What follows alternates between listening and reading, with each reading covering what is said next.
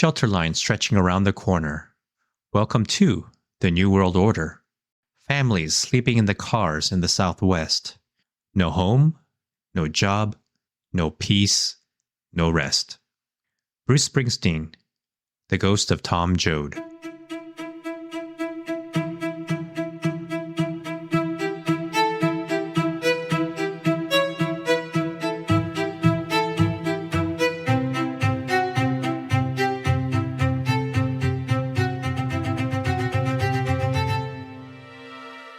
Welcome to This Is the End. I'm your host, the pop mythologist, and this will be part 2 of my conversation with pop mythology film critic and novelist Just Kroll, where we discuss 10 films about collapse. If you haven't heard part 1 yet, I definitely recommend doing so first because I explain some basic things like our criteria for how we selected these films, and I also explain our approach to spoilers and the warning system for spoilers that we use. So definitely listen to part 1 first, and even if you've already heard it, you might want to re-listen to the first few minutes just to refresh yourself about the spoiler warning method that we use here.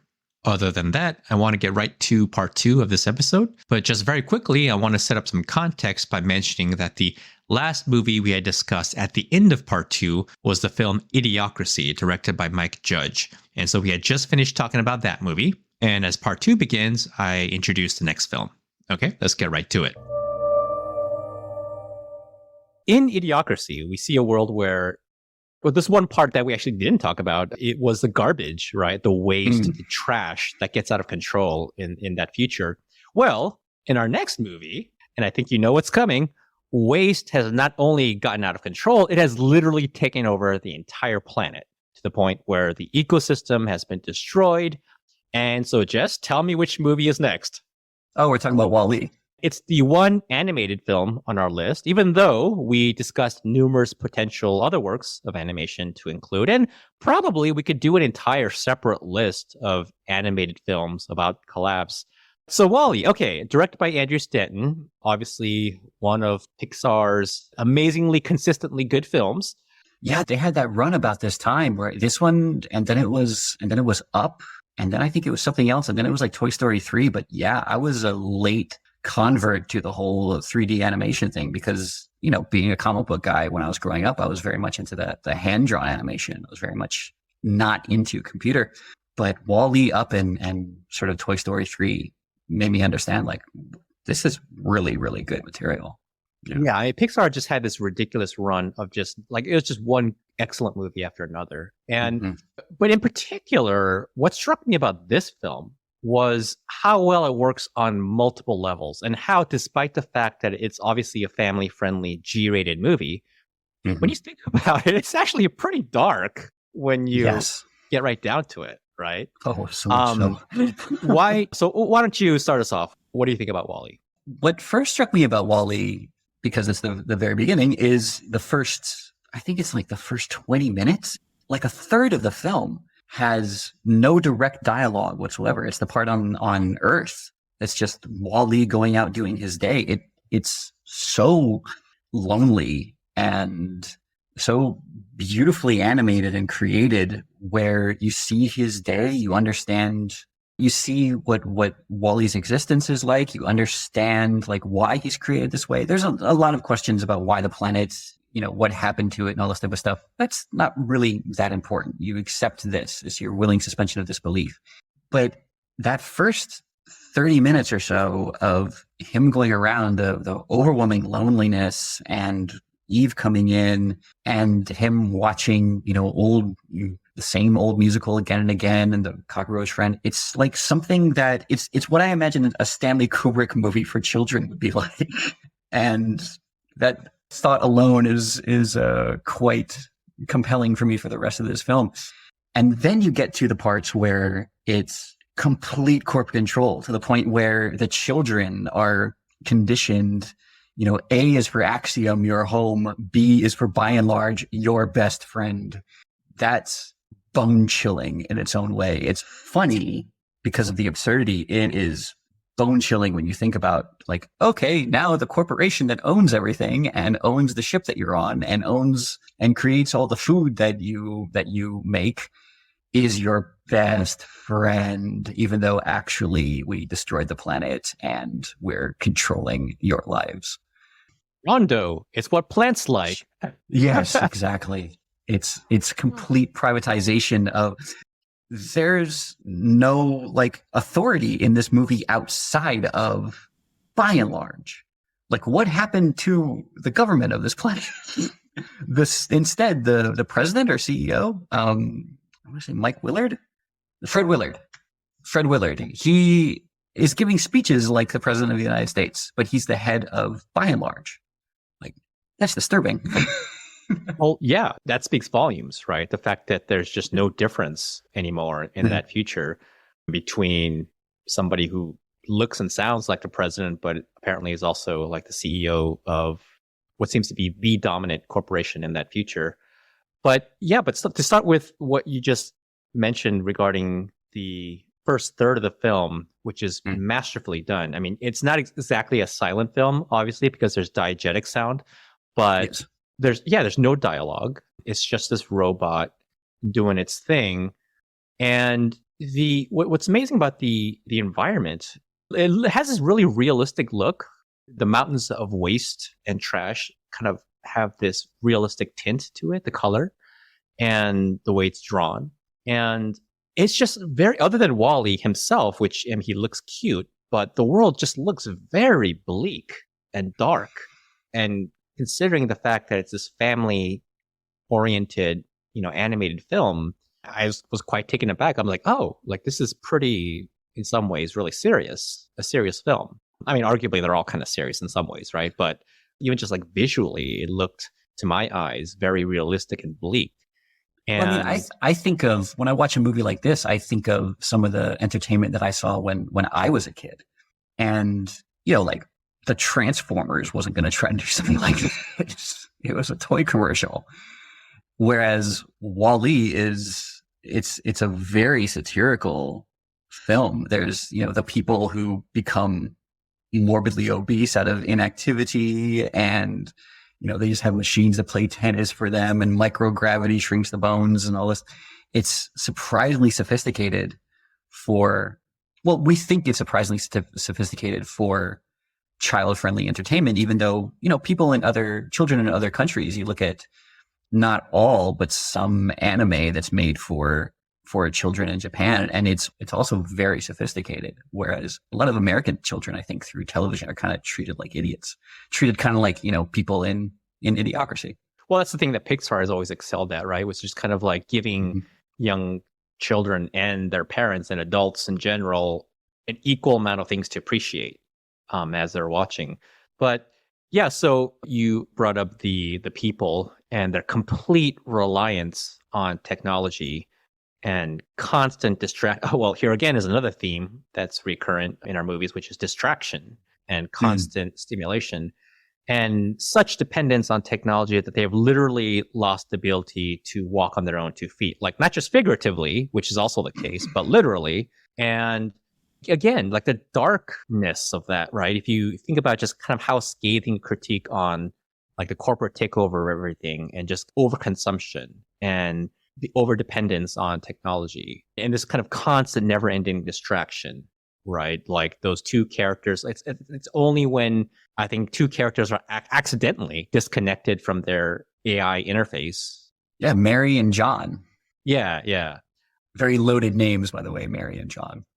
And of course, like the captain is kind of like the only one who sort of voluntarily disconnects, so to speak. But the captain is a really interesting character. We'll come back to him. But yeah, and so like that first third is really remarkable in that way. And even when they go on the ship, there's some talking, right, with the human characters, but there's still a lot of just robots making sounds, and Wall-E just saying Eve, or Eve, is it? I mean, technically her name is Eve, but the way he pronounces it sounds like Eva or Eva. It sounds like Eva, but yeah, it is Eve. Yeah. So he's like, it's just him saying her name in different ways, like Eva, Yes. and her saying Wall-E in different ways, like Wall-E, and directive, plant. Right. What they do with these 2 or 3 words. And it's amazing what the filmmakers are able to pull off, because not only are these characters are limited in vocabulary and dialogue, they don't even have like normal facial human expressions, right? So they're kind of limited, and they're really got to do a lot with just like body language, or, the eyes changing shape. Again, the tone of voice when she says Wally, when she's like angry or annoyed or scared or sad. Like, the filmmakers set these limitations for themselves. And I feel like sometimes the best art comes out of intentionally created limitations, and then you sort of work within that. Absolutely. I mean, look at Wall-E, the way that he's so expressive with just, like just a pair of eyes that can droop, and then, you see the focus within the lenses, or you see the body language, the way he folds his hands, the way he sort of like lowers, the way he raises. Yeah, he's a remarkably designed character. I just kind of want to also briefly mention that the theme of waste kind of taking over and making the planet uninhabitable. It's also true in real life that landfills are one of the biggest, sources of greenhouse gases, of methane. And so, yes, there is that kind of, the viewer is free to make that connection or to not make it, but certainly it's there. And the significance of the plant is because there's life growing on a planet that was for a while dead, right? And so Completely. It's kind of like there is very much that ecological component to the film, and it is the cause of the collapse that's depicted in that film. Mm-hmm. Well, what's interesting about this is, I remember the first time I saw this movie, it was one of the rare occurrences where I watched the movie once one day, and then I watched it immediately again the next day. I can count on, a single hand how many times I've done that. But I remember being so taken by the satirical aspect of it, the social, socio-political aspect of it, that I looked into this, and I don't remember the exact source because obviously it was a long time ago, but I read an interview with the director where he said that there was no intentional social satire to this movie. And that struck me as being like, how isn't there? At some point during production, they would have had to realize, like, oh, we're making a socio-political statement with this about corporatization, about environmental concerns, about overconsumption, about consumerism, because it is so obvious and so prevalent. Like, how could you not see it? God, that just struck me as bizarre. That is wild. I did not know that. That's like Mike Judge saying, oh, sure, the title of my movie is called Idiocracy, but I'm not making any kind of statement on human intelligence or, that's so weird. For me, it was such a prominent feature. Just the way, and again, this overlaps with Idiocracy and another movie that we have yet to get to, but like the way that the corporate world will be like the foremost contributors of these problems and these crises, and then they kind of turn around and offer the solutions, right? Or the quote unquote, the solutions, right? Oh yeah, the solution doesn't work. The solution never works. Yeah. Whether it's Brondo or in this case, like this by and large, this spaceship of which there's no intention, as the movie shows us, of ever really going back to Earth. Oh yeah. But to keep these people in this perpetual, infinite, sort of corporatized, dystopian world, Speaking of which, so Axiom, obviously a very visual, direct reference to HAL in 2001. Indeed. And kind of brings up another theme in the film, which is the role of AI in collapse. Like what'd you think of Axiom, or the Axiom computer? Otto? Oh, Otto? Is that his name? And that's what they call him. The autopilot is called Otto by the captain. Oh, right. Captain McCree. Yeah. Well, first of all, there's just the design. There's the HAL eye with the traditional like ship steering wheel is just very nicely done. The use of AI, not something I had really, really given a lot of thought to, because most of my attention with this film is spent on, commercialization and waste and the microgravity and obesity and all that type of stuff. But sure. Yeah. Yeah. In terms of AI, I don't know. There's a lot of discussion now about the AI art, and I'm getting more and more disillusioned with the future of artificial intelligence. Not just because someday there will be entire AI books and therefore people like me are going to be obsolete, but because it never goes the way that people intend it to go. There's always the unforeseen consequences of it.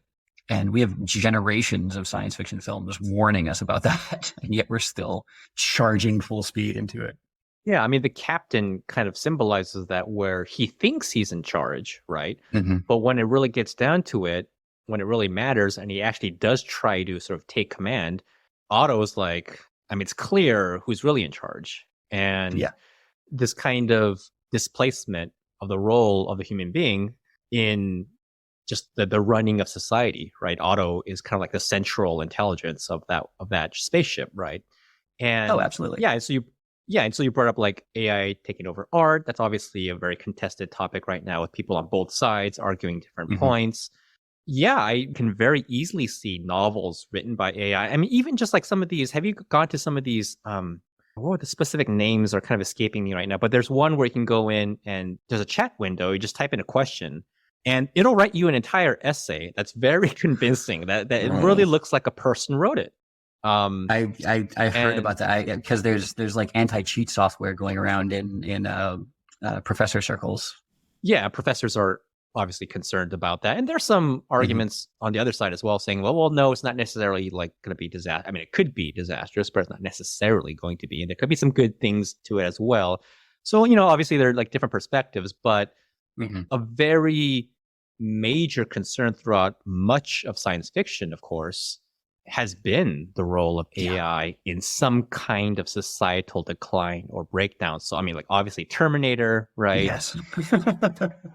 Yeah, I mean, The Matrix. There's so many stories, whether it's film or novels or video games, that explore this kind of question of... Well, the very first like big plot that I thought of when I was a kid and I started, drawing comic books and I started writing things was along those lines. And eventually, like years later, I saw almost the exact same idea I had presented as The Matrix.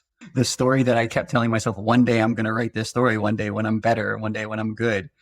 And then in 1998 or 99, I go to the movies and there's the same idea I had. And I was just sort of like, well, there goes that idea. Can't do it now. But it's one of the reasons why I don't like that movie. Gotcha. And also want to be fair to AI. And WALL-E does a good job. Again, it does so well on multiple levels. Because, there's the character of Otto that seems kind of malevolent. It's kind of like Hal. At the same time, we have to remember that AI also saves the world, essentially, right? So Eve and WALL-E, That's true, are the heroes. And even that gang of, quote unquote, crazy or malfunctioning robots. The rogue robots. Yeah.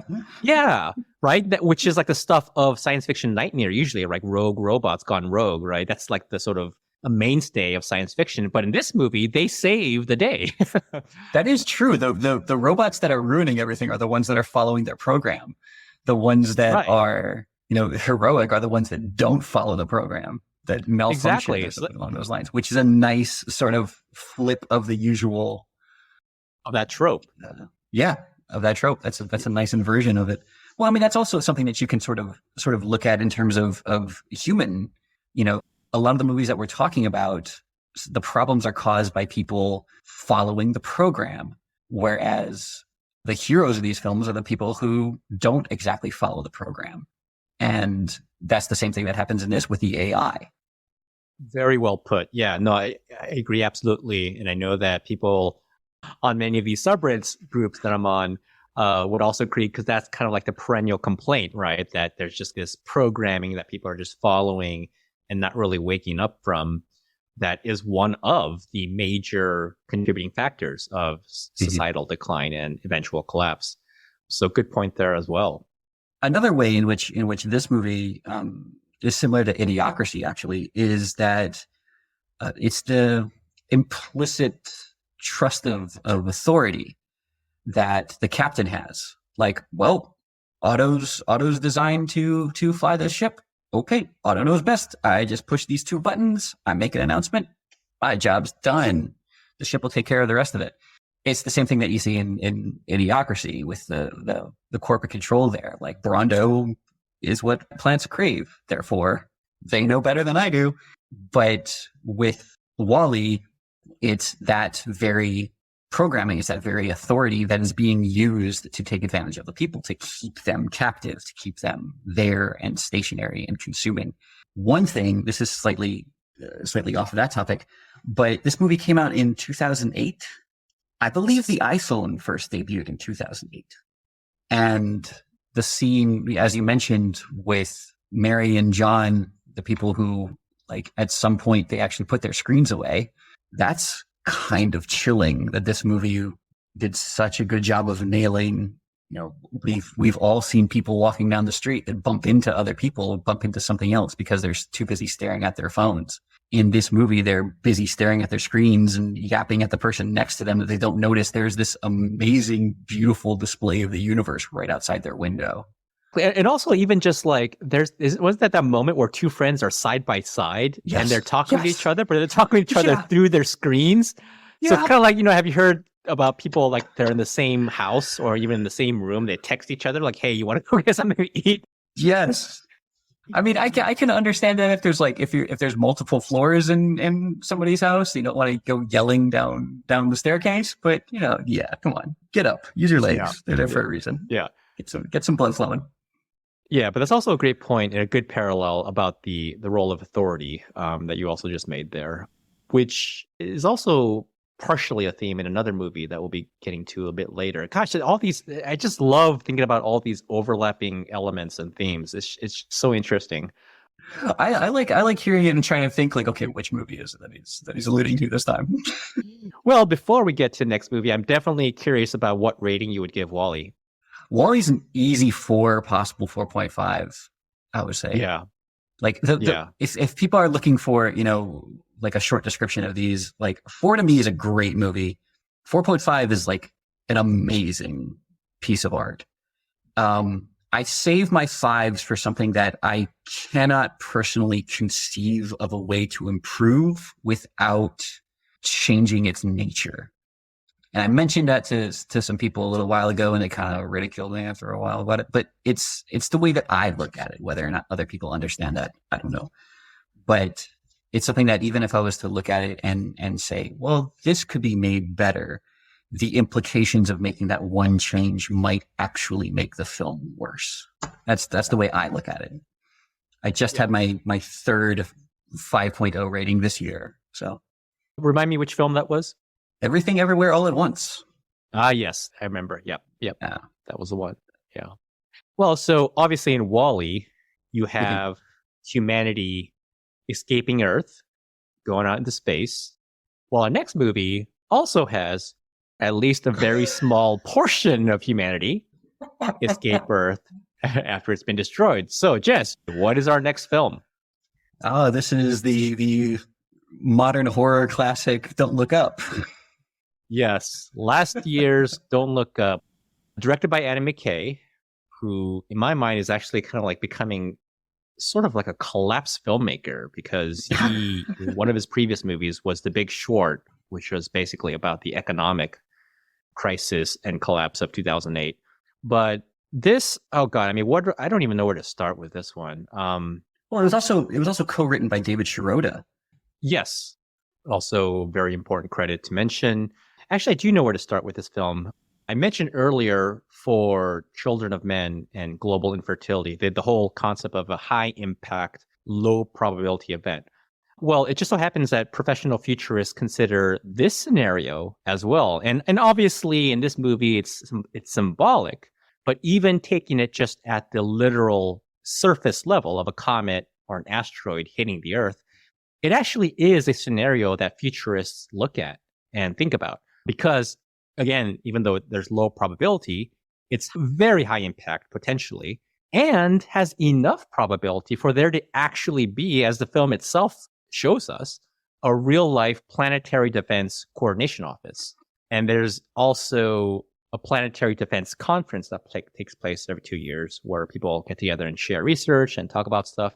So this is, this is not some implausible thing that could never possibly happen, there is a possibility enough for these organizations to exist. So, but obviously the movie resonates for the most people as an allegory about climate change. So having said that, Jess, what are your general thoughts on Don't Look Up to get us started? Boy, where to start? As like you said, where to start with Don't Look Up. So I think this is a good place to start. It's called a dark comedy, right? Mhm. And I do think it's funny. Like I had definite laugh out loud moments in this film. Did you think the comedic aspects were funny, were effective? Oh, it is. I mean, it is a funny movie. It is also a comedy. But the thing that sort of gets me about the comedy in this one is that we laugh at it, but at the same time, there's that fear behind it. Because as much as we sort of look at somebody like the president in this, or Jonah Hill's character, and we think, oh, that he's so dumb. At the same time, you're like, yeah, but he's just like 2 degrees away from a real person that we can, we actually know and we can name. And that's what really gets me about the humor horror aspect of this movie is just, there's the old Simpsons line. It's funny because it's true. The problem with this is that the joke is on us. Yeah. What I thought was interesting too was the way they introduce the comedic aspects. Because like the first 15 or 20 minutes of the movie are kind of played straightforward. Like it's Kate DiBiase discovering the comet.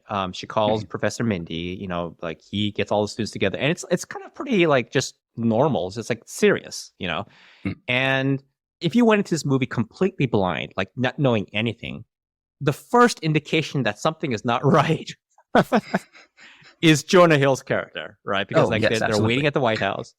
I mean, yeah, the general charges money, but you don't know there's anything wrong with that until later when Kate discovers that they're free. So that part is kind of straightforward. And it's only when Jonah Hill's character, I can't even remember what the first stupid thing he says is, but like, it's only when he opens his mouth that we're like, okay, this something's not right here. Something is amiss. And yes.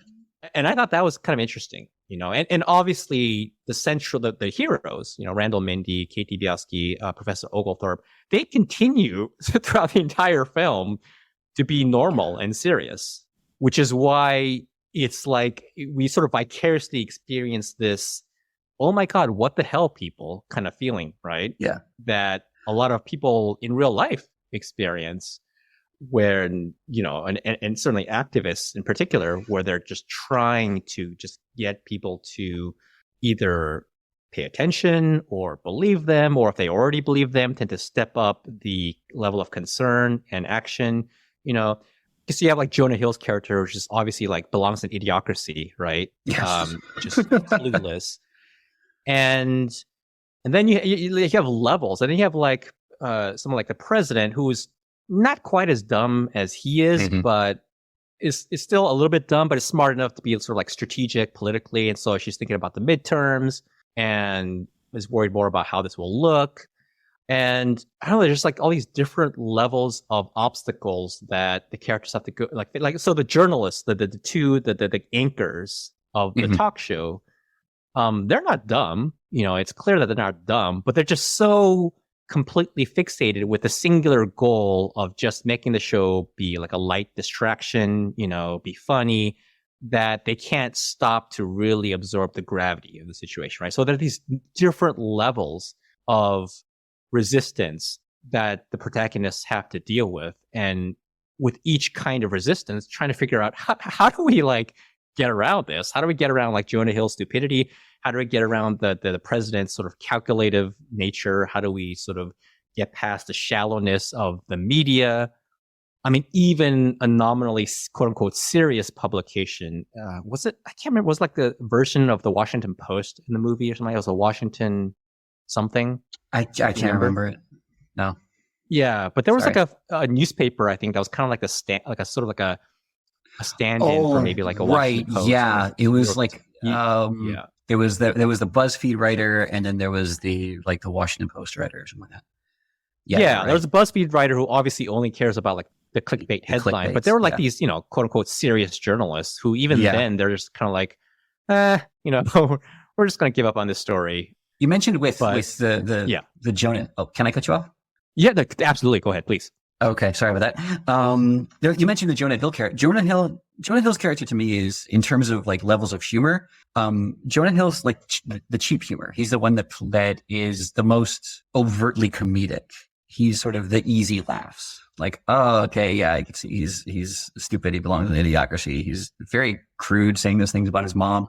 And then there's the sort of the darker humor. And I say dark in terms of satire, in terms of paralleling something that is real. And that's like the president. That's, the television hosts. And one thing that strikes me about this movie as being so good that a lot of people have criticized is that Mindy doesn't spend the whole movie focused on like this comet that's coming, that is 100% coming. She gets distracted by the trappings of fame. He, gets pulled over into the administration doing, propaganda videos for them. He gets pulled into the affair with Cate Blanchett's character, Evelyn, what did I say? But he gets distracted, and that's very, very authentic to humanity. We are an easily distracted species. That's why they keep the show light, is so that people can be distracted from it. And the film itself gets distracted from the main plot because we as people get distracted from the main plot. We know things are going to be happening. We have the science. We see all these things, but people are doing a dance on TikTok, but Kanye West said something stupid. So let's all pay attention to that instead. And that's what really makes this movie such an effective satire to me, is the way that it's not just the situation that's being satirized. It is us as a people. It is us as a culture that is being completely exaggerated, but laid before us in this film. It's brilliantly done. Yeah, no, well said. Because one of the supremely well done elements of this film, I thought, was just how effectively it depicted the constant, ever present tendency to get distracted, like you said, even for someone like Professor Mindy. And so if you're not Professor Mindy, so we know Kate DiBiase is obviously the most honest character and the most grounded character, because she never once loses her sense of like the absurdity of the situation, right? Mm-hmm.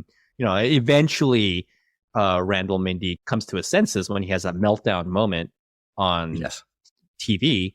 But like you say, he gets distracted, and just like even in the most dire situation moments, or even for causes and events that are nominally supposed to be for the spreading of awareness, that concert sequence for me was really interesting, because on one hand, that I found myself feeling genuinely moved by the music in a way.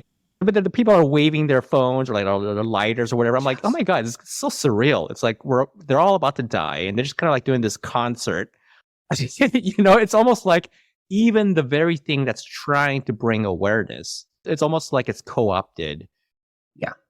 By, I don't know, it becomes entertainment, right? Or it becomes co-opted by corporate interests.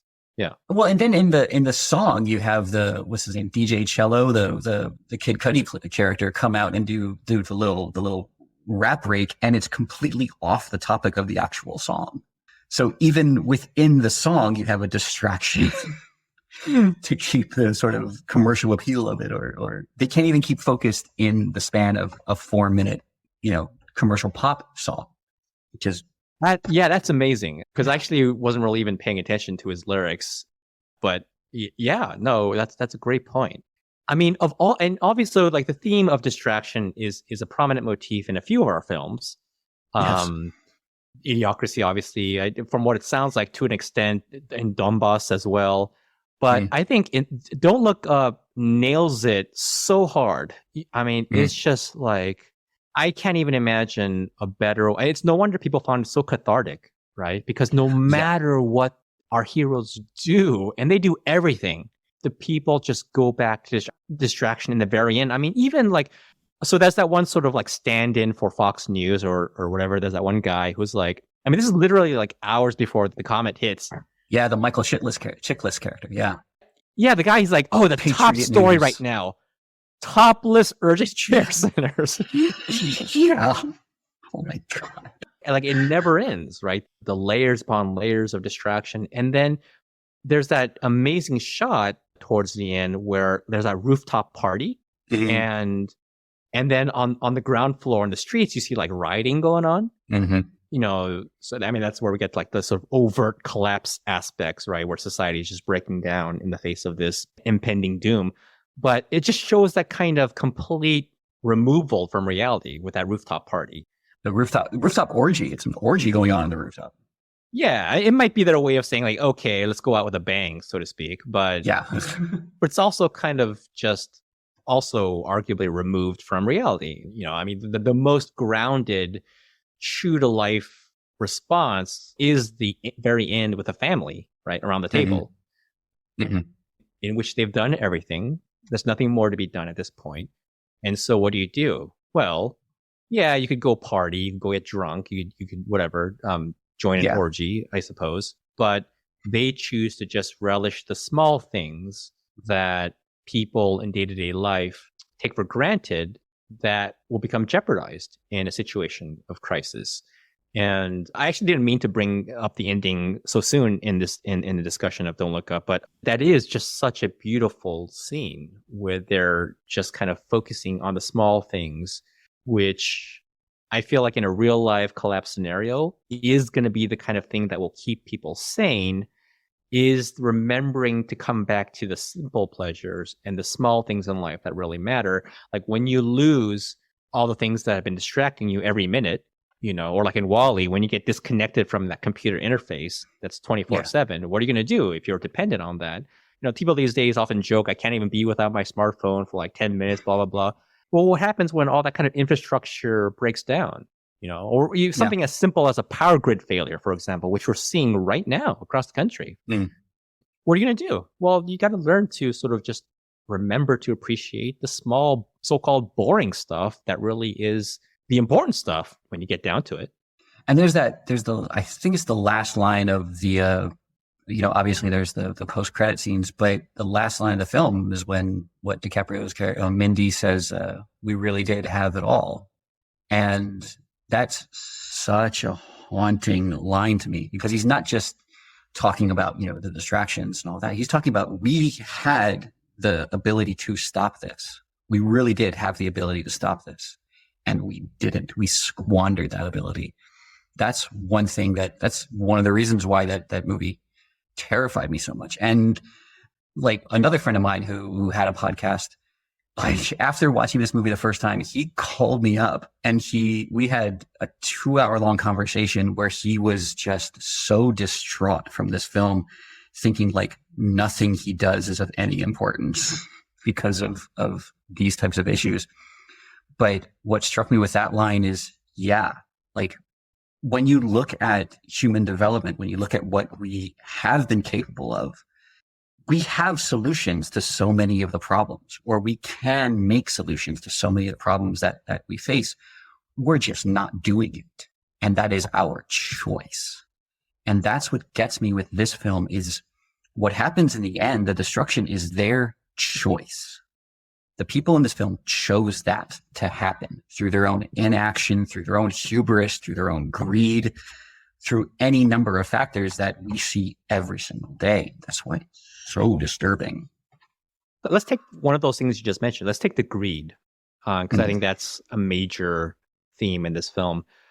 So obviously there's all the distraction that is ever present. And then there's like the excesses of capitalism, right? And they're related, obviously, because the kind of all the sources of distraction ultimately are driven by this need to profit. But so getting to the element of greed and the company bash in the film, and what's the sort of Steve Jobs kind of guy named Isherwell, Peter Isherwell. Isherwell, right? Although maybe a better comparison would be Elon Musk. Yes, very clearly. But I mean, talk about. Yeah, wait, go ahead. Really quick, that was the first like laugh out loud moment in the film for me, is when he's on the stage presenting like the "You'll Never Have to Be Lonely Again" Bash app, and the little girl says, "Can I ask a question?" He just no, and marches off the stage. Like that was the first laugh out loud moment for me. Yeah, that character is just so interesting. So hateable, obviously, but just also Yes. so telling and so true to life, I think, in at least in a symbolic way, with the way, I mean, it's like the moment he steps into, when they're launching that mission with Ron Perlman, and Yes. there's kind of that moment of hope, right, that everyone has. Mm. And the moment he steps into the room, he's like, "Hello, can I join you?" It's like, uh-oh, we know right away that something's going to go wrong. The moment that guy steps into the room. And sure enough, he's like, "Okay, President, shoot, what was her last name? President, Orlean. She's president, or like maybe called her by first name because they're obviously, very buddy. He's a big contributor. He gets to call her whatever he wants. Right. I mean, yeah, he's responsible for her success. So he owns her. I'm sure he gets to call her whatever he wants. But he's like, "Yeah, let me talk to you." And we're just like, okay, right away, what's going to happen in some way, that it's going to be this opportunity, quote unquote, to make unimaginable profit. And just that whole sort of all the scenes related to like, like with Kate DiBiase's parents, like, we're for the jobs that we're for the job that the comet's going to create. And, they're fed that narrative, of course. It's just so, so true to life and so telling. Like, I absolutely can see that happening. Again, if we're just take the comet scenario as like on the surface level, as a literal truth, not just symbolic, but an actual crisis, I could totally see someone like Elon Musk or somebody say, "Well, like actually this is a great opportunity." And even on the symbolic level, that is also happening with respect to climate change, where you already have like a corporation, speaking of corporations causing the problem and then offering the solution, like we saw in WALL-E or Idiocracy. Here you have, the same thing where in real life, just take one example among many. So geoengineering, right? Where you spray sulfate particles into the atmosphere and it reflects the sun's radiation, and you're going to sort of cool the earth that way.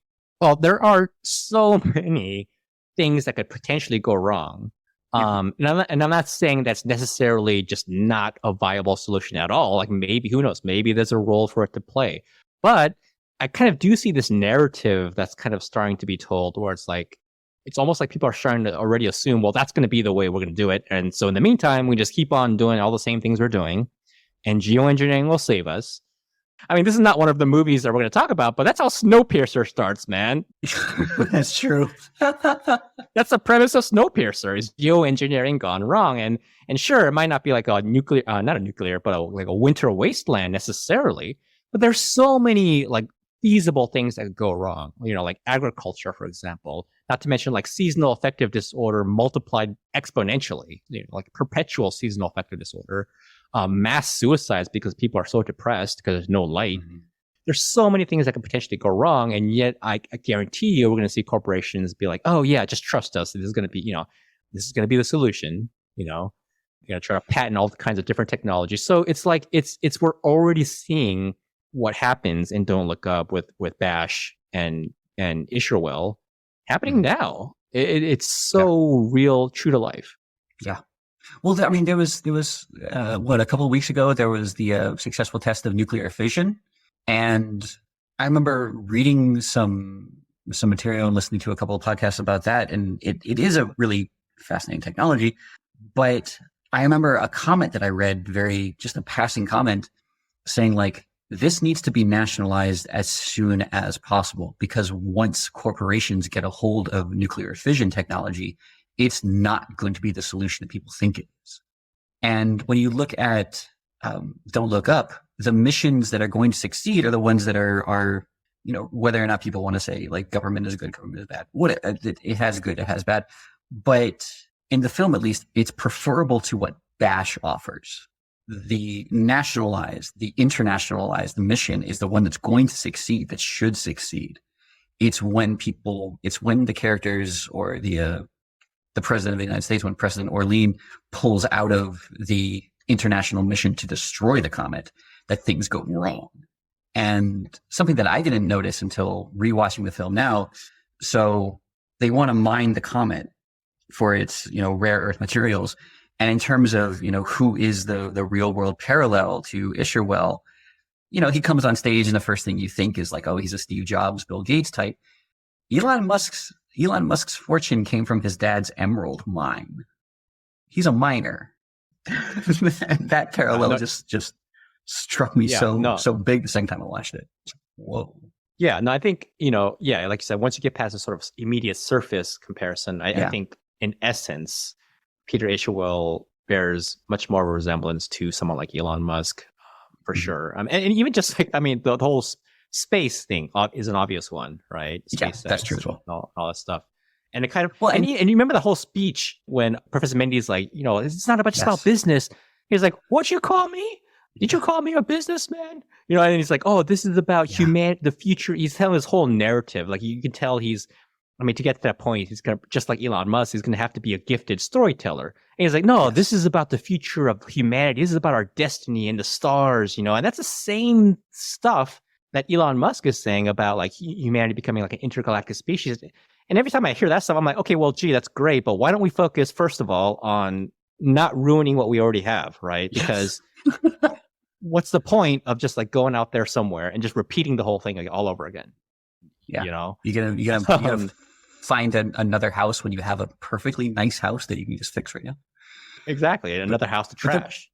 Actually, another like terrifying aspect is in that same scene that you just mentioned, where Isherwell says, like, I know how you're going to die. I know your entire personality. I have, 5,000 data points on all of your habits. I know everything about you. I know you better than you do. And that's something that, again, is absolutely terrifying, because every person who's online, every person who has like a social media presence or anything like that has a profile. We all have that consumer profile. We all have that data stored. And that's why we get targeted ads from these different things, is they think this is something that we're going to like based upon our history of interests. It's just terrifying. It is absolutely terrifying. And documentaries like The Social Dilemma do a really good job of showing how just even now it's already potentially disastrous. And yet, just imagine when you have technology like the kind that Peter Isherwell has at his fingertips, where, the algorithms can literally predict how you're going to die, even to the point of like, you don't even know, like, what was the dinosaur alien thing, Bronta? Yeah, the creature doesn't even, it doesn't even have a name. and it already knows it. Yeah. Yeah. Although on a lighter note, with whole data and sort of like, there's that one funny moment that I kind of also laughed out loud, where Randall Mindy's son, like they're watching him on TV, and then there's a whole thing with the DJ Cello and Ariana Grande's character getting back together or whatever. Yeah. And his son is like, oh, my phone just bought DJ Cello's single without asking me. Yes. Bought 5 copies of it. and he's like, oh, it did it again. That's funny, but I can actually see that happening, I wonder if that's a direct parallel to the time when, was it iPhones or whatever it was, automatically downloaded a YouTube album, but not a U2 album when it came out. The day it came out, all phones immediately downloaded this album for free. Oh yeah, I remember that. Yeah. And I remember erasing it immediately. U2's fine, but my phone downloading something without my consent, not fine.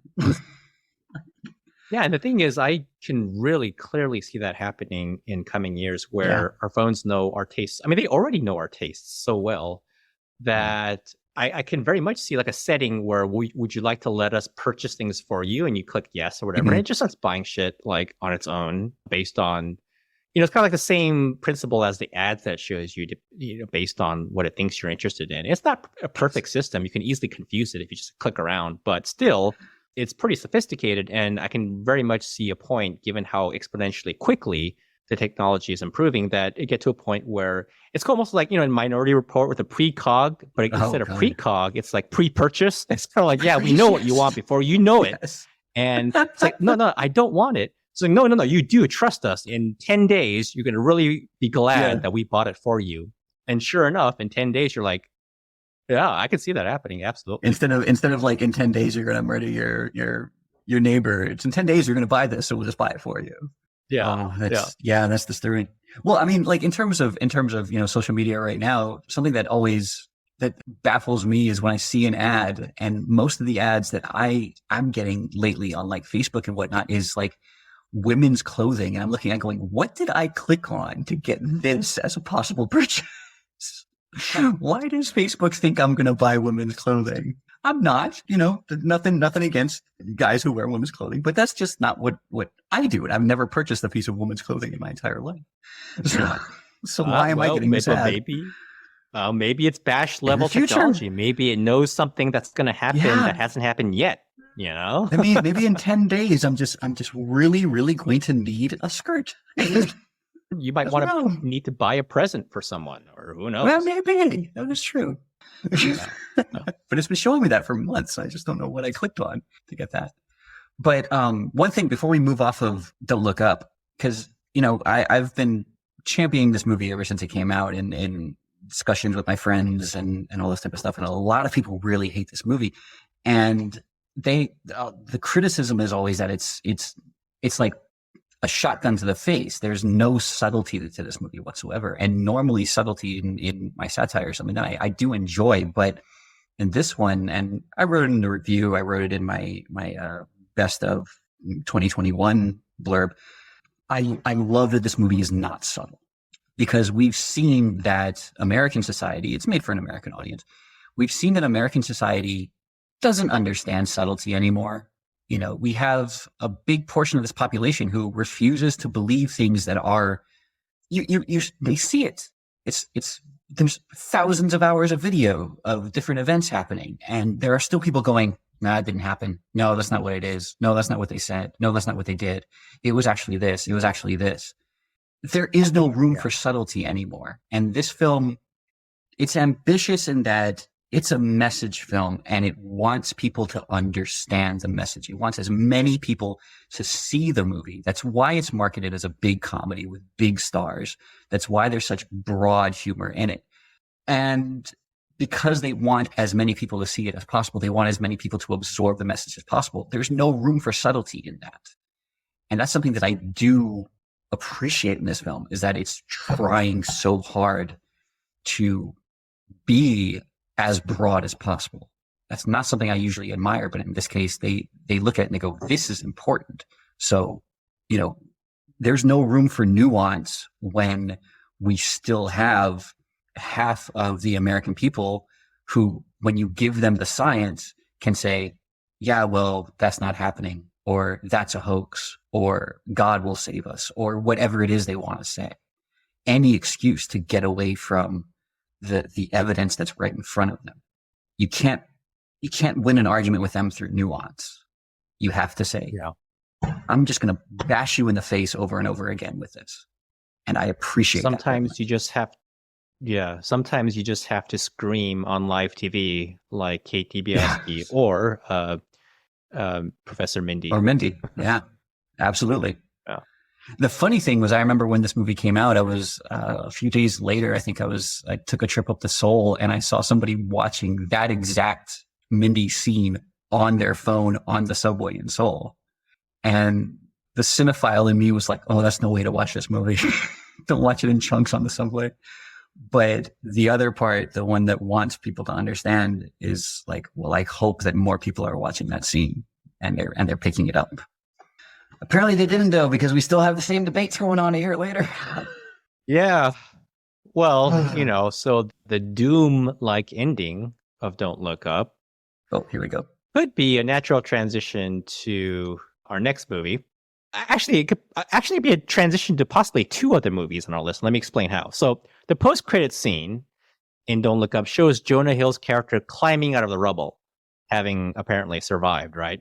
So now I think all he has to do is find another surviving female of comparable intelligence, and that would be the beginning of Idiocracy right there. Well, we already talked about that one. Right. But it could be the beginning of Idiocracy. Or, on a more serious note, the ending of Don't Look Up could also be the beginning of our actual next movie, which is The Road from 2009, directed by John Hillcoat, and from which you used the quote that kicked off our episode. So I kind of just want to start off by saying when I rewatched it, like the first time I saw this movie, I was not collapse aware at all in the sense that the term is usually used. So I thought it was like an effective adaptation of Cormac McCarthy's novel, which I had already read and had enjoyed. And I thought it was like a realistic, dystopian science fiction story. But I wasn't really thinking about like, some of the collapse related themes per se. I just thought it was like a more realistic version of a post-apocalyptic movie, and watching it again, first of all, I was just reminded, I was like, man, this movie's dark. I mean, of all the collapse scenarios on our list, it is the most cataclysmic, the most, so Don't Look Up, obviously, it is also extremely catastrophic, but this is like the after of that, right? Because the film and the novel as well does not specify what the catalyst event is, but I can't really think of any situations where the Earth would be that dead, short of something like a nuclear world war. But then we don't really see the other elements of nuclear war in the road with like mutations and radiation sickness and things like that. So, if we're to sort of fill in the gaps, I think a sort of feasible scenario, even though I know it was not Cormac McCarthy's intention to, like, that's not the point of his, that's not what he's interested in. But you could say that like a comet or asteroid, like, an extinction level event could be like the kickoff of the road. But for me, before I pass it off to you, I would say that aside from just how sort of bleak it is, it didn't really offer any particular insight for me in terms of like the social or economic or ecological or political forces that lead to collapse. It's more like a meditation on hope and despair, and the whole sort of philosophical question of like, when there's nothing left or almost nothing left, what do you do? Is it worth trying to survive, or do you just kind of, we'll get to this later, but do you just essentially do what Charlize Theron character does, which is end it, essentially. So the two things that kind of struck me upon this most recent viewing was, one, like, wow, it's really dark, and two, I like it, but it's not really kind of insightful in terms of like the other films and showing the process leading up to collapse. It's kind of more like this meditation, you know what I mean? It's like a tone poem. It's a sort of meditation on despair and hope. But like, what do you think?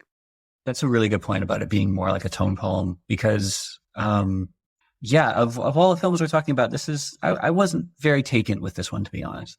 As you said, again, it doesn't really offer anything particularly different from other films that cover similar territory, other than like cannibals. And it's more visually affecting than a lot of other similar sort of dystopian films, and it's more atmospheric in that way.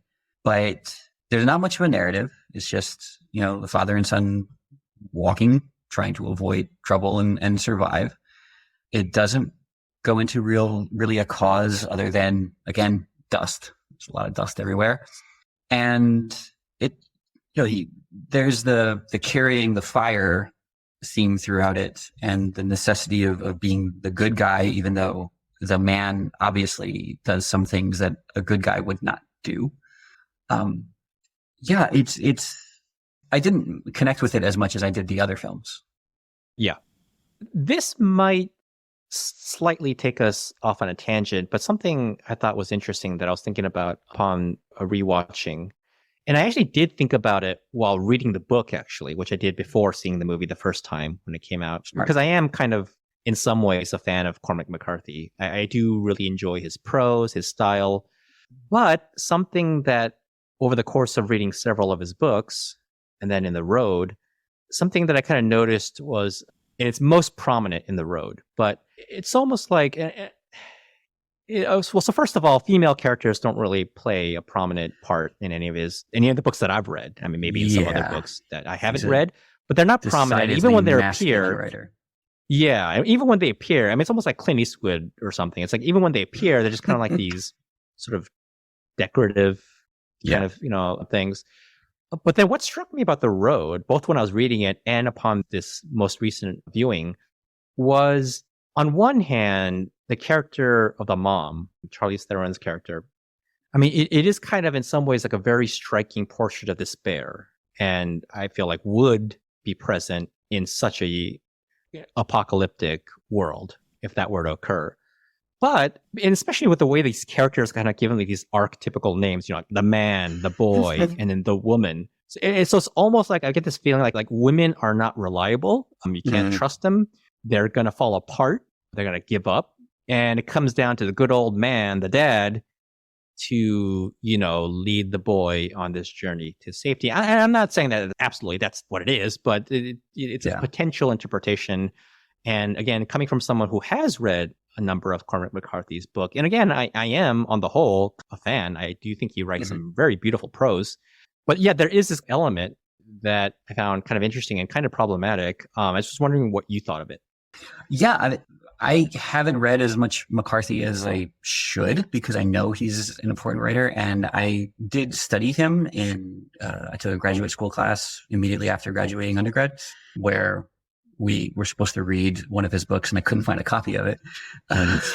But I know that he's a remarkable writer. I know as his prose is stark and very striking and harsh and good. And I think sometimes he gets a little too caught up in his brutality. But yeah, you're right. Looking again at the cast list, man, boy, woman, veteran's wife, thief, old man, and gang member is what the names of the main characters are. And if you think about it, though, the wife or the woman goes out and, you know, gives up.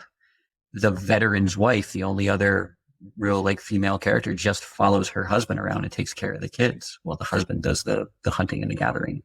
So that is an interesting observation that, might be something in McCarthy's way of thinking. Yeah. I think we both kind of feel like we don't really need to spend that much time on this film. But there's one other thing that I want to ask you about what you thought. And that is, you know, in the credits, when the credits are rolling, in the background, you can hear sounds, these mundane, everyday civilization sounds, like cars, lawnmower, people talking. What did you make of that? To be honest, I turned it off when the credits started. I watched it very late at night, and I needed to sleep for the next day. But yeah, I didn't notice that part. It didn't stand out to me as much as the beginning of the end credits of Children of Men, where you hear the children laughing. So yeah, I got to the end of the film and I was like, no.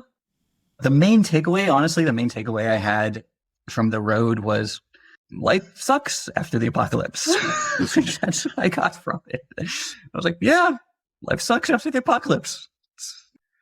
Well, very quickly regarding the credits and the sounds, I just kind of took it as, you know, again, sort of like with Don't Look Up at the end when they're around the table and just kind of relishing the small things, family life, you know, a good meal, conversation. The sounds seem to, for me, just indicate, well, again, they're just things we sort of take for granted, right? And the things that, not that I by any means a believer that things can just stay the same. I believe the opposite, that we need degrowth is what I believe. But if we were to act collectively with purpose and with a united will, I do think there are aspects of the kind of lifestyles many of us get to enjoy in the first world, in the industrialized world. We can conserve some aspects of it, but we would have to really act now. In fact, there are plenty of arguments, very good arguments, that the opportunity is already past, that whether we like it or not, there's going to be inevitable degrowth kind of forced upon us, right? Like we had our chance to voluntarily kind of curtail our consumption and our infinite growth, and we lost it, and now it's going to be forced upon us. And so it was just kind of like this sort of bittersweet moment with these, you know, sounds of what sounded like a suburban street, you know, like, oh, Johnny, come home and eat dinner or whatever it was. I don't remember, but just the kind of stuff that, you know, again, humanity just kind of abdicates its right to, essentially, by its inaction. Or, you know, again, I don't know. Nobody knows what is the cause of the cataclysm in the road, but whatever it is, presumably there's something that people could have done.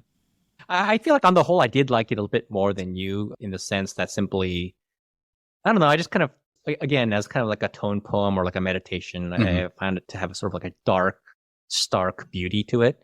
But again, no particular sort of insight in terms of like the process of collapse. So it sounds like we're both pretty good with just like moving on to the next film. Okay. I'm eager to coin flip now. I'm eager to see how you transition. Which one? Okay, well, here it is. So far, the films we have discussed depict potential future scenarios.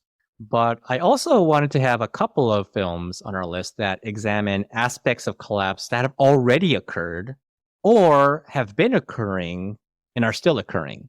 And so with that, and this is a title that I kind of suggested while we were putting our list together, but it's 1993's Menace to Society, directed by the Hughes brothers.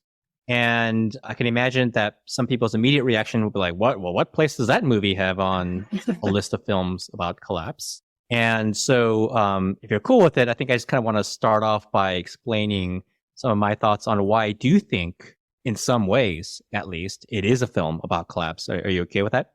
Absolutely. You have a great explanation. Yeah. Okay. When you go on some of these discussion groups, for example, the Collapse subreddit, you have a very mixed audience. Yeah, and there's a lot of people coming to it who are relatively new to the topic. And even for people who have been in the group for a while, there is sometimes this presumption that we're not in a state of collapse. And then eventually we're going to reach a state of collapse. It's like this kind of end or final state. And that can be a form of collapse. It can certainly be like a state that you arrive at. But as many writers and thinkers on the topic have pointed out, collapse is also a process. And as a process, it's very unevenly distributed, right? So like there's this great quote by William Gibson, the great science fiction writer, who once said, "The future is already here. It's just not distributed evenly," or something like that. And I would borrow that quote, but replace the word "the future" with collapse. So collapse is already here, but it's just not distributed evenly. And so, when people do point that out, they often will talk about other countries, right? So like Afghanistan or Sri Lanka and how they're already in a state of collapse. But I would go further. I would say it's not even like unevenly distributed across the globe. It's also unevenly distributed here within the US and just like historically all throughout the US's history. So that's one way. And another way that I feel like this movie does belong on a list about films of collapse is that in thinking about collapse as a process, when you think about what the process will feel like from the viewpoint of everyday people's experiences, and what challenges they're going to face, there'll be things like poor economic prospects, right? No jobs, massive wealth inequality, just massive inequality in general. We talked about fascism with children of men. So like over policing as the result of a fascist state, trying to forcefully maintain order, for example, lack of opportunity, lack of a future, no reason to hope. Many things that young people involved in like the climate movement, for example, are struggling with now. Well, these are exactly the same things that segments of the population have already been experiencing for quite some time. And, the collapse that I'm talking about here might not be for like ecological reasons, but certainly for societal and political reasons. So that's another way that Menace to Society, in my mind, depicts a version of collapse. And the third way has to do with lost potential. So, there's the expression that people sometimes talk about like brain drain, right? When like a country loses its talented workforce, or people like the educated among a population like, immigrates. And so that country loses their most educated and gifted people. Well, we actually know that that's kind of a factor of a decline of a society, is when it loses people who have certain kinds of skills and have certain kinds of educations. Well, imagine if there's a version of brain drain that's not really a brain drain, but is taking place here at home. And it's because too many people are not getting access to the opportunities to develop their potential and get a good education and have like job prospects and a future that they can look forward to. And especially with problems like climate change and all the many, many, many crises we have now, we need all hands on deck. We need everyone meeting their potential, getting a good education, getting the opportunities that people take for granted who are more privileged, but that many people don't have, right? We have seen this happening in disadvantaged communities.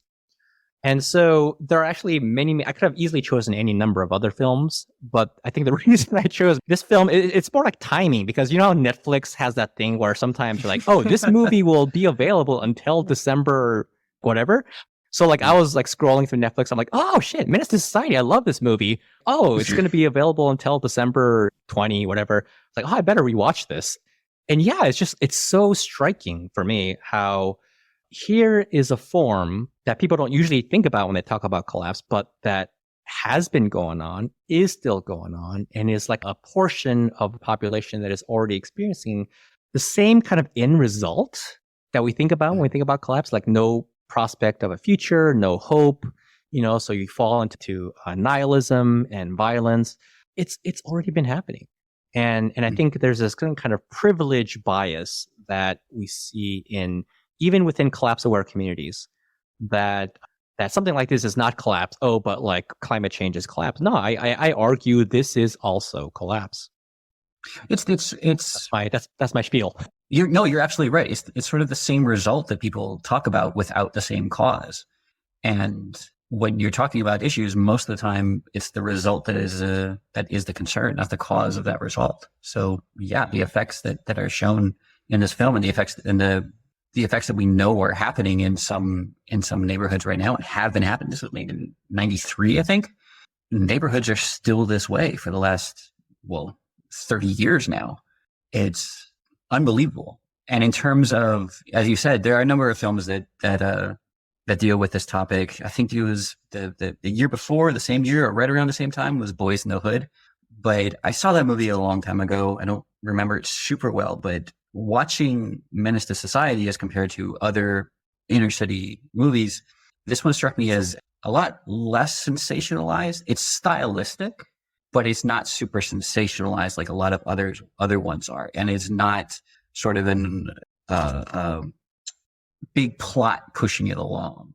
It's much more slice of life, or as close as it can get. And it was a good choice for me. I hadn't seen this movie before. I had heard about it a lot, but I hadn't seen it before. So I didn't know what was going to happen. I didn't know that as well, that there are ways to look at this movie and sort of in terms of uneven distribution. Like I saw parallels in this to Goodfellas. Yeah. And Goodfellas, of course, has a lot more opulence. It's a very different type of crime, whereas this is the more ground level, the lower level, crime where you don't see the distribution of wealth, where the wealth is not distributed to this section of criminals the way it is to those in Goodfellas. But a lot of times the sort of mentality behind it is similar. Yeah, it's interesting you mentioned Goodfellas, because the Hughes brothers in interviews have said that, like the films of Martin Scorsese, Francis Ford Coppola, Brian De Palma, like, Scarface, like these crime films have been a great influence on them. And when you watch Menace to Society, like stylistically, you can see like some of those influences, right? But in substance, it's very different from like this glamorized sheen that you see on a film like The Godfather, for example. Mm-hmm. It's so much, like you said, like ground level, right? And in some ways, as I was watching it most recently, I was like, this almost in some ways feels like a dystopian science fiction film of like a failed state, and like some of the same elements, right? The over policing, for example, or just like danger at every turn. Like you can never put your guard down. You're always in danger. Just kind of like that sense of constant impending doom is, even though it's 90s LA, it's almost in some ways felt like a dystopian story to me. Yeah, it wouldn't be hard to picture this. I don't know if you ever saw the film Elysium, but it wouldn't be hard to picture this as like a neighborhood in that, in that type of society. Yeah, you're absolutely right. I'm ashamed to say I have not yet seen Elysium. I need to, and I really want to, because I know that like class is a big theme in it, which is definitely, especially nowadays, a big concern of mine. So I need to watch it. But it kind of doesn't develop that theme quite enough. it should go more into it. It goes a little too much into the action movie part of it. Oh, okay. I wanted a film that examined the class more like District 9 did, but yeah. Right. I was just thinking District 9 actually, which was brilliant. Yeah. Yes. Yeah. Well, one thing I wanted to mention as well in terms of this film, you mentioned the the collapse aspect of it. I wanted to say class and collapse at the same time. But this film does a really good job in looking at sort of achievement. You know, if you look at the character, Kane, everybody congratulates him so much for making it to 18 years old and for making it out of high school, which for a lot of people is not that much of an achievement. But in his neighborhood, it is. And in neighborhoods like the one depicted here, that is an achievement and it should be celebrated by people. But that's something that in terms of collapse, like the things that we look at as achievements, if you look at the society where education is not something that is prioritized by most people, and a lot of things that many people would consider basic aren't available to them, things like this will become a priority. Things like this would become something to be applauded more than it is now. And that's something that struck me when watching this was like his entire life. Kane is only like in this film, it takes place over the course of like a year, 2 years, something like that. He's a kid. He's like 18, 19 years old through this entire movie. That's boggling to me. Yeah. And something else that I kind of noticed in the films of the Hughes brothers in general, maybe not later on, but certainly in the early, like the first few films, also in Dead Prez. Oh, right. They did Dead Prez. I was trying to remember who did Dead Prez. Yeah. Have you seen Dead Prez? Their second No, film? I haven't seen Dead Presidents. Or is it Dead Presidents or Dead Prez? I can't remember. For sure, Dead Prez is the hip hop group. yeah. It's one of my favorite hip hop groups. They're great. They're a good group. Yeah. So in Dead Presidents as well, and maybe partially in Menace to Society, or I could be projecting, but there's a kind of critique, I think, of capitalism in the sense that when you have this capitalist structure and system where like the things that are valued societally and the things that are passed on, basically money, right? Material success, profit, power, status. And then you create an environment in which those things are beyond many people's reach. That's true. What do you expect people to do than to resort to crime? I mean, there was this great debate that I watched on YouTube recently between Cornel West and Candace Owens. And there was a section where they were talking. Did you see it? No, but like half of that I can imagine listening to for hours. The other half I can't imagine listening to for more than about 5 seconds. Yeah. Well, to her credit, she kind of, I think, toned down some of her, shall we say, more insufferable aspects. But so it was a more or less civil debate. But there was a section where they were talking about police violence against unarmed black men. Yeah. And then there's a point where Candace Owens kind of says, well, you talk about that, but then you're ignoring the other truth, which is that the vast majority of violence committed against young black men are by other black men. And Cornel West, for the most part, did a good job in that debate, but he just totally, I feel like, did not address what he should have when she said that, which is, oh, okay, well, you want to talk about violence of black men towards other black men? Well, let's talk about the systemic reasons for that. Why does that occur? I mean, it's just like that would be the most ridiculous, absurd, racist implication possible if you were to say, like, somehow it's just some fundamental flaw, right? Yeah.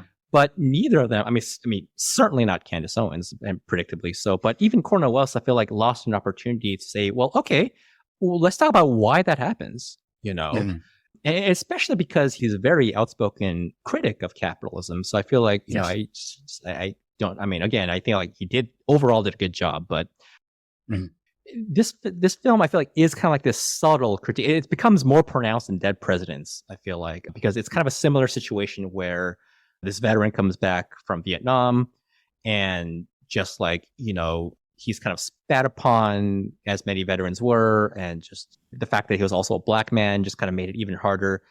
And what's pretty much the thing that people attribute value to? What is the indicator of success, of what your value as a human being is in our society, it's quote unquote success. It's money, right? And so it's like in that film too, we see a sort of similar arc of where the character kind of turns to crime.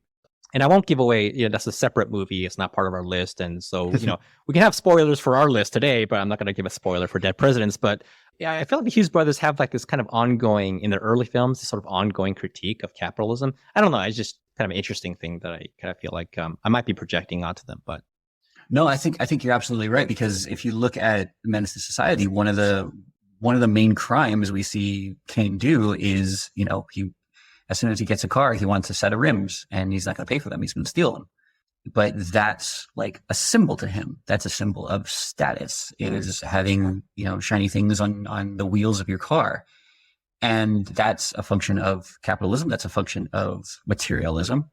And yeah, it's a lot of, because so much of society is out of reach for him, this is something that he can achieve as a symbol of his own status, is that.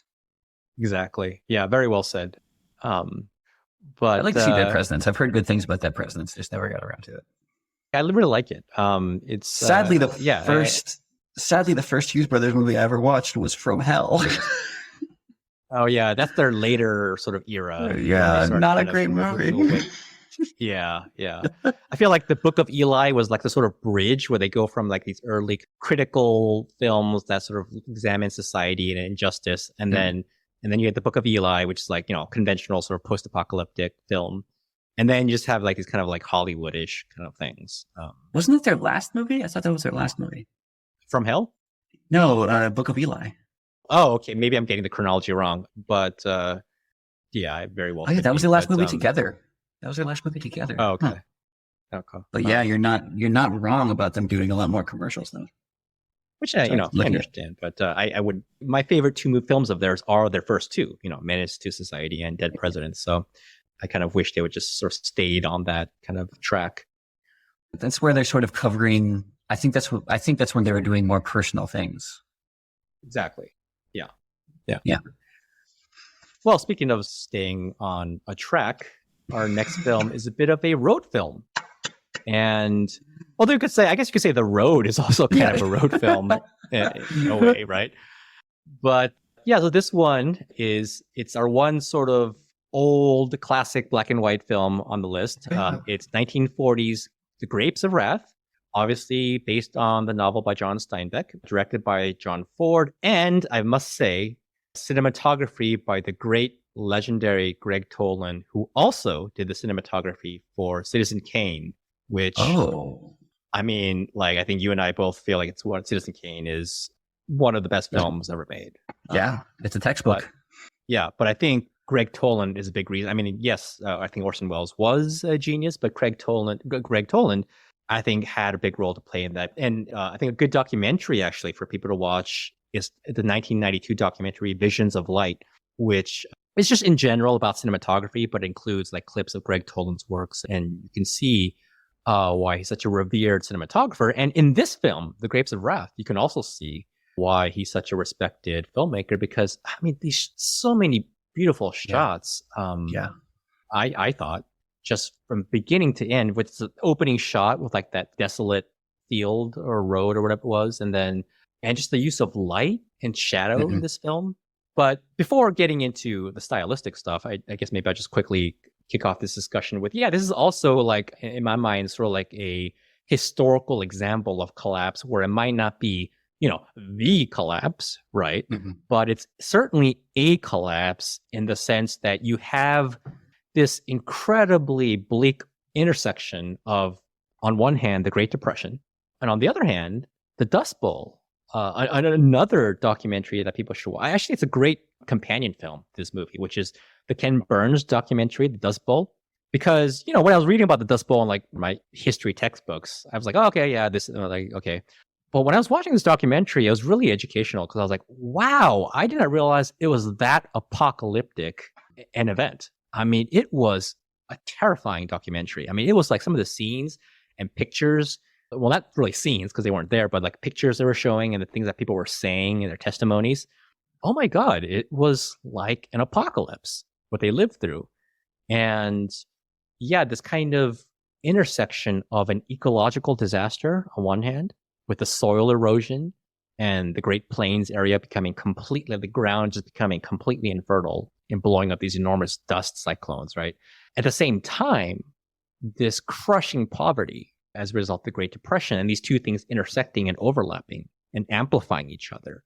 I mean, it was a bleak, bleak time that the more I think about it, and the more I sort of imagine myself living in it, I mean, my God, it would feel like an apocalypse.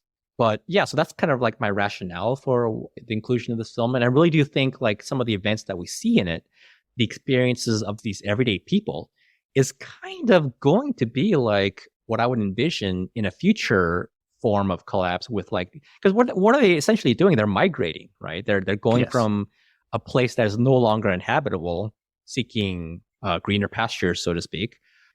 But migrations aren't just going to be from border to border, country to country, like in Children of Men. It's going to be within the U.S. from state to state, as well as resources become scarce, as some areas become like ravaged by drought.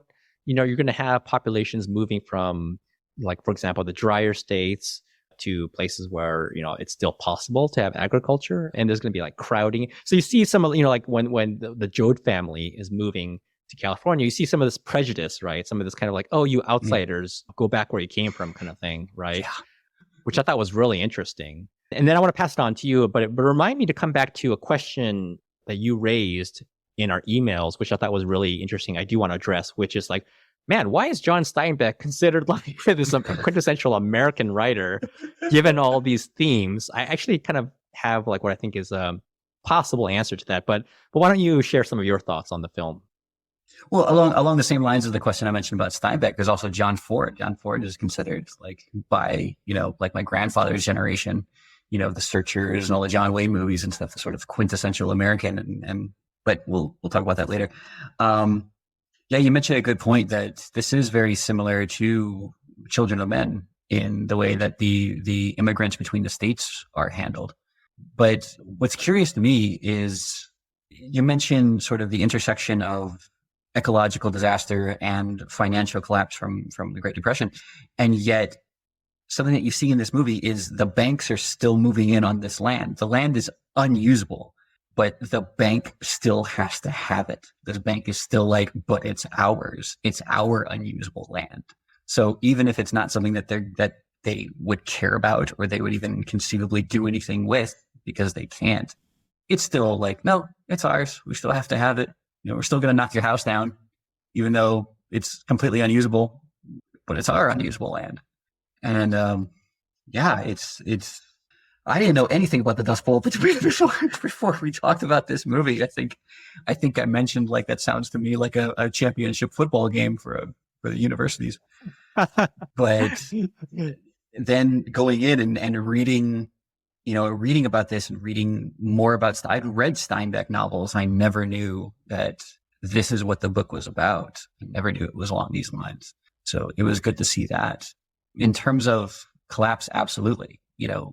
I think when most people talk about collapse, they're talking about full society. And what we've addressed with this film and with Menace to Society is that collapse is experienced on the individual level. So even if this is not a major apocalypse, it is for these people. For a long time, I've had this idea that every individual life is its own little world because we experience the world as individuals. In a sense, our brains contain the entire world because that's the only way that we experience them. That's the way that we know it exists, is our experience. And for these people, their world is collapsing through the Dust Bowl and through the bank coming in and knocking them down. At the beginning of the film, when they're being kicked off their land, they're saying like, this is my home. This is the land I'm going to defend. Even if that's just unusable piece of property that's covered in, particles and nobody can even breathe. No, this is the only world I know. This is the world I'm going to defend. Anything outside of that is disaster, is essentially death to their world. Yeah, very much so. That's a great point as well. And Speaking of like air you can't breathe, I mean, so you had that whole scene with like that guy who was about to, bulldoze down the house, and he's like this big tractor, and he's wearing this gas mask, and it was kind of like, as I was watching it, I was like, if you just like sort of pause this moment, it's almost like something out of Mad Max Fury Road or something, like this big machine, like this monstrous looking machine, and this guy wearing this mask, which actually is historically accurate, because as I was watching the Ken Burns documentary, and again, it is showing all these still photos, also even like from a COVID perspective, right? It's like, wow, it was so interesting to see all these photos of all these people wearing masks because they had to, because they couldn't breathe the air because there was so much dust everywhere, right? People were literally getting sick and getting like lung infections because they were constantly breathing this stuff. I mean, some of the descriptions of people of how they coped with this constant, never-ending dust was just incredible. I mean, living out in Korea, which, you were in Seoul as well, where the fine dust sometimes gets so bad, people in China wearing, masks every day before COVID because the air is so bad. I remember, like, I think it was within the first 6 months that I was in the city where I am now, there was the air quality index was at 999. And I already had to wear a mask for COVID protocols, but I wore a full on like respirator. I looked like something out of the miniseries Chernobyl. I wore that to class because the air was just that bad. So this is something that's also happening. Like, yeah, the effects of dust cannot be overstated. I think if there's one theme that these movies have taught us, it's that dust is the enemy and must be destroyed. No, just joking. In addition to that theme, we here again, even in this film, see these other themes that we've seen in our other films, like the greedy capitalists, the police brutality, police overreach. Again, it's just amazing seeing in a film that on the surface a lot of people wouldn't like immediately associate with a collapse or like post-apocalyptic or whatever, but a lot of the same elements of like an apocalypse or a dystopian state are present in this film. It's remarkable. Yeah. The Keene farm in this movie is basically, by and large, it's the same thing. They provide the housing, they provide all the food that they have to pay for, and they work for this farm that controls their wage and what they spend that wage on. It's complete corporate control in that sense. Yeah, I mean, you try to go for a walk in the evening. Where are you going? It's like it was just completely dystopian. And I want to come back to the whole like John Steinbeck being like a classic American writer thing. But before I do, what did you think about this film just on a technical level? Because as I was watching it, for me, it's not just these themes which were so hard hitting. I just thought, wow, and it's not surprising, given like the talent involved, right? John Ford, Greg Toland, as mentioned, and the cast. Obviously, Henry Ford is a legend. Well, what did you just think of it on an aesthetic and technical level?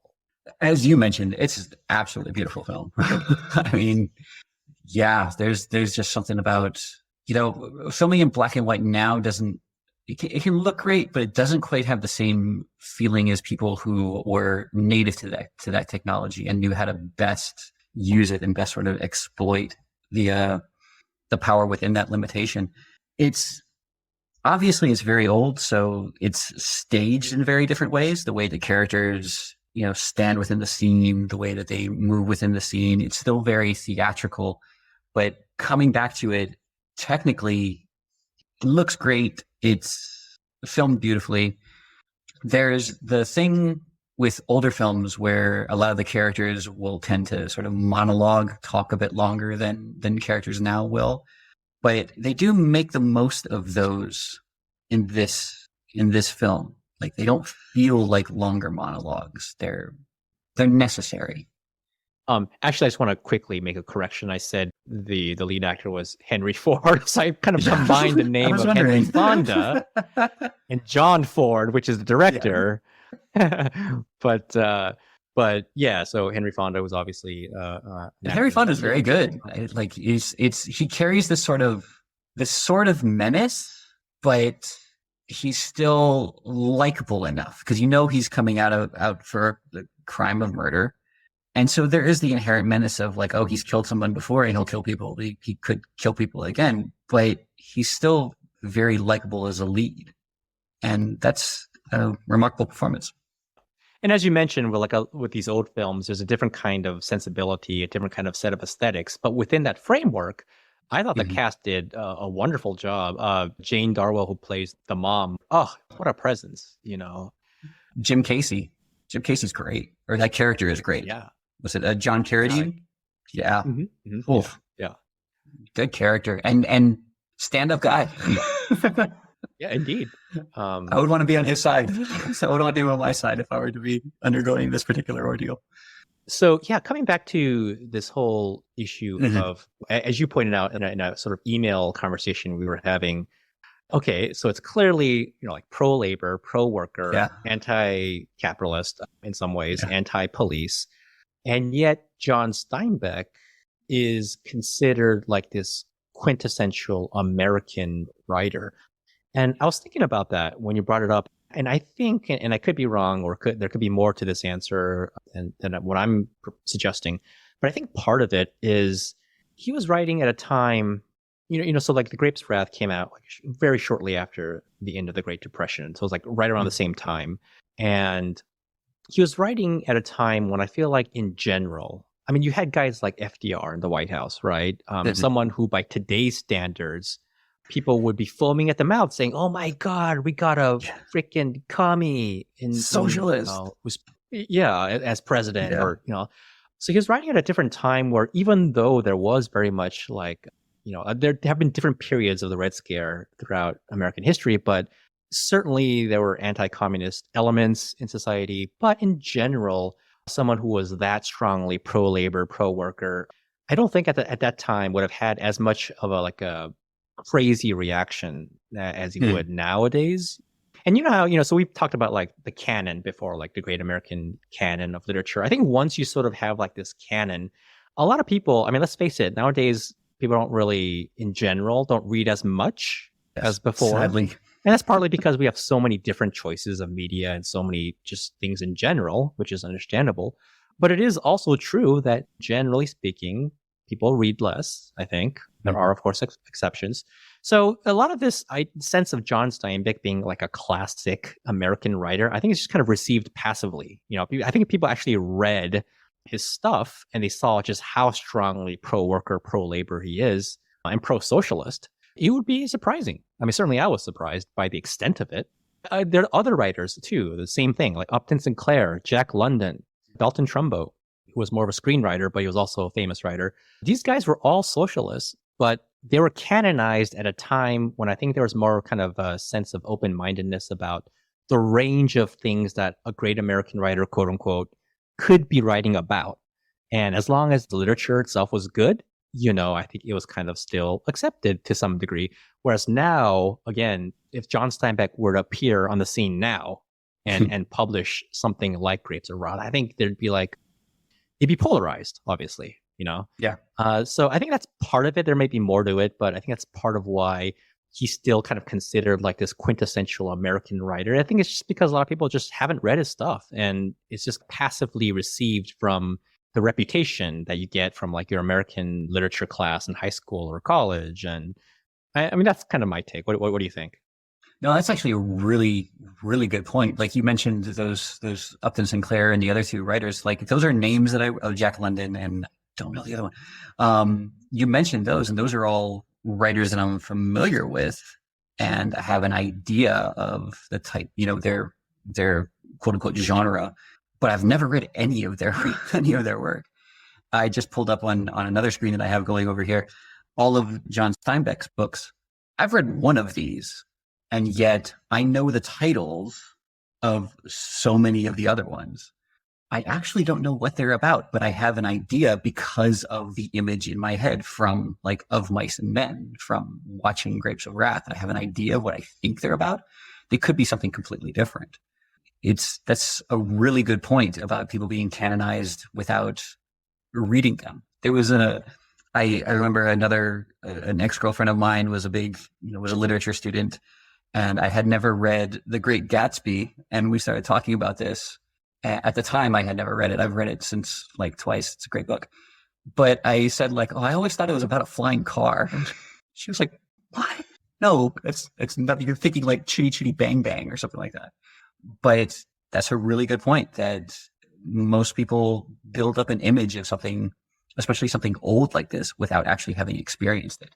It's just, it takes on the perceived values of the culture that it's become a part of. Yeah, imagine like, so a lot of John Ford's films, like a lot of them star John Wayne, they're Westerns, probably would be pretty well received by a contemporary conservative audience, so long as they can get past the sort of old aesthetics of a classic film. But this one, if they were to see this one, despite the fact that it's made by John Ford, I wonder how they would react, It's so pro-immigrant and so, anti-corporate and pro-government. It's a very socialist movie. It's interesting. Going back to the idea of, things sort of losing their meaning later on when they're just sort of adopted by, you picture, there's the videos of people at like conservative political rallies dancing around to Rage Against the Machine. Right. Or the Village People, singing a gay anthem, essentially. So funny. Well, I mean, Ronald Reagan using "Born in the USA" as his campaign theme when Springsteen was like, "Do you realize what that song is about?" And in fact, I think Springsteen also wrote, who was obviously very sort of pro-worker, pro-working class. I think he wrote a song that was actually based on, wasn't there a song about like Tom Joad, the ghost of Tom Joad or something? Yeah, I'm actually looking it up right now. Yeah, the ghost of Tom Joad, song by Bruce Springsteen. Oh, wow. Tom Joad obviously being the Henry Fonda character in Grapes of Wrath. But yeah, so any final thoughts on Grapes of Wrath? Not just that it was so much more than I expected it to be honest.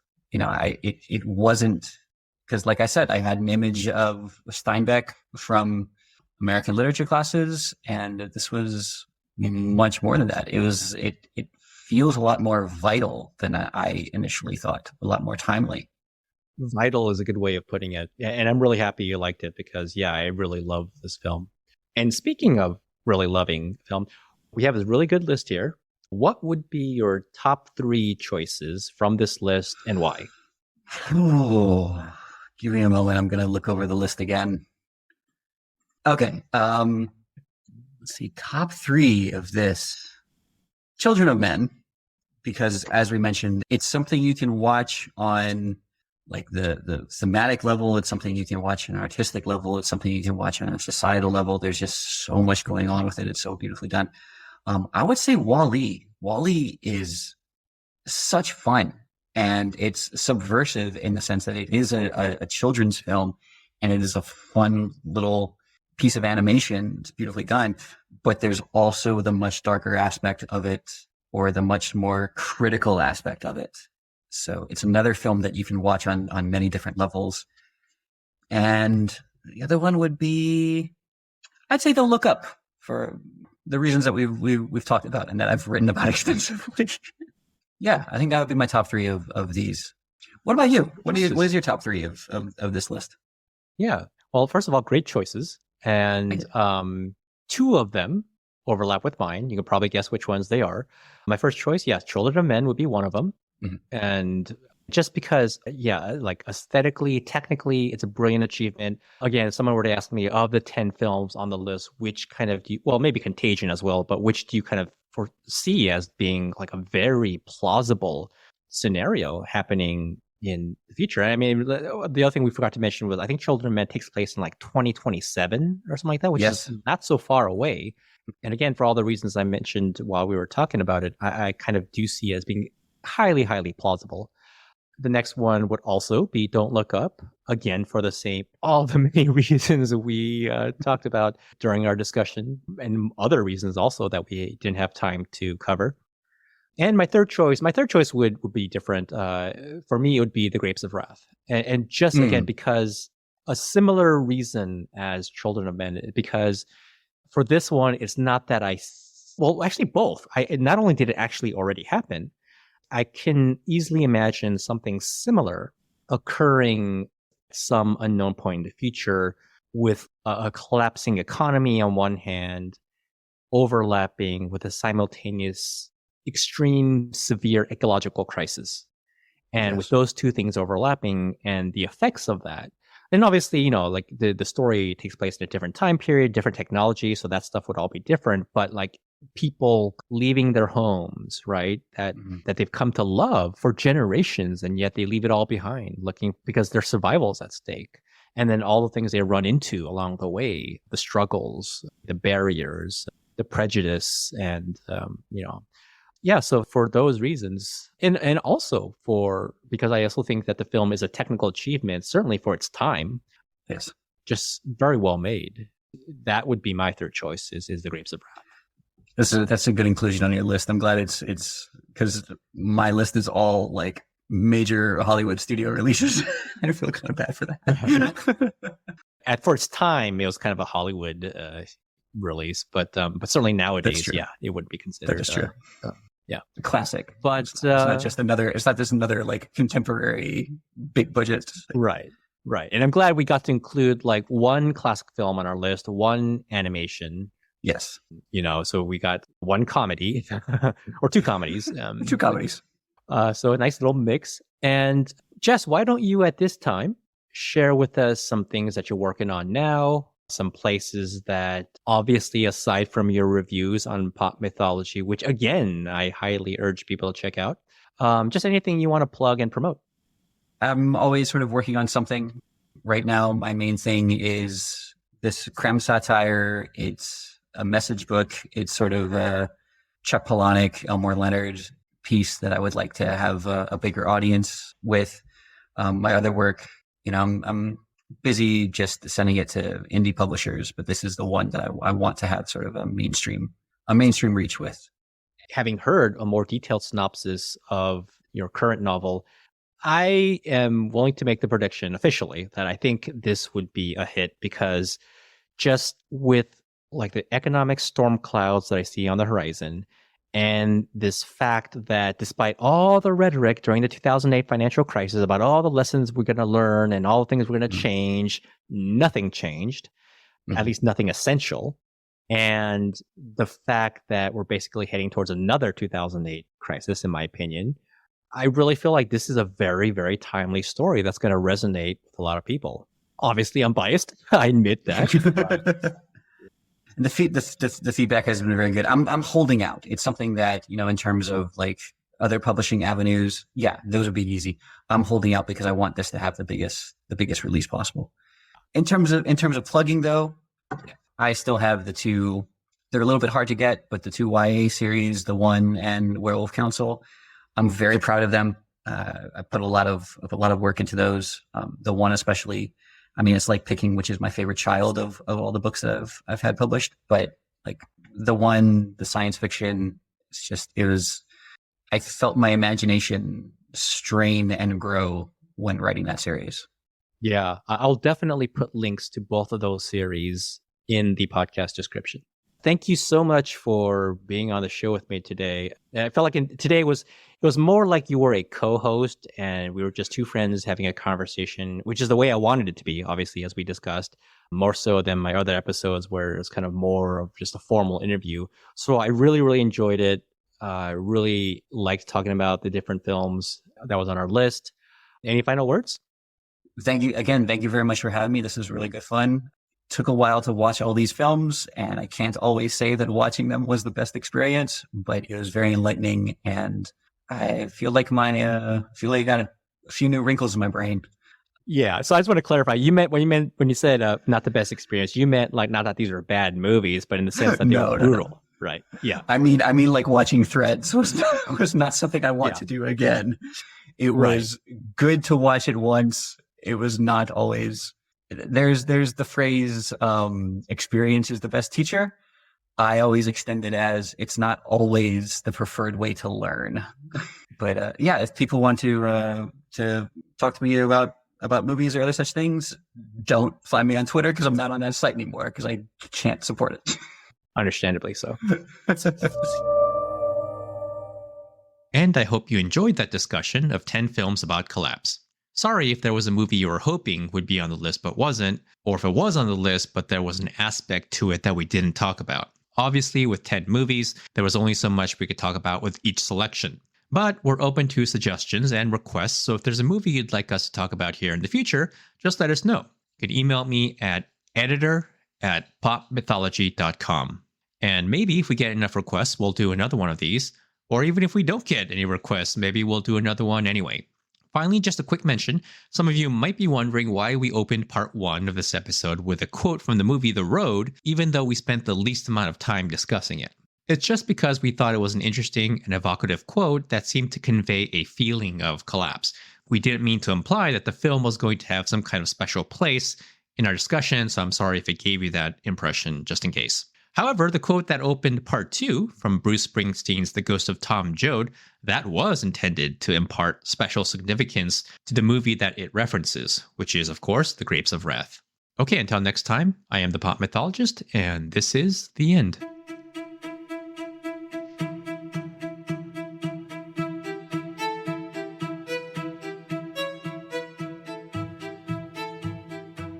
I hope you enjoyed that episode. Please subscribe, and if you're willing, share one of these episodes on social media. And if your chosen podcast platform allows reviews, like Apple Podcasts, I invite you to leave a review as well. Thank you.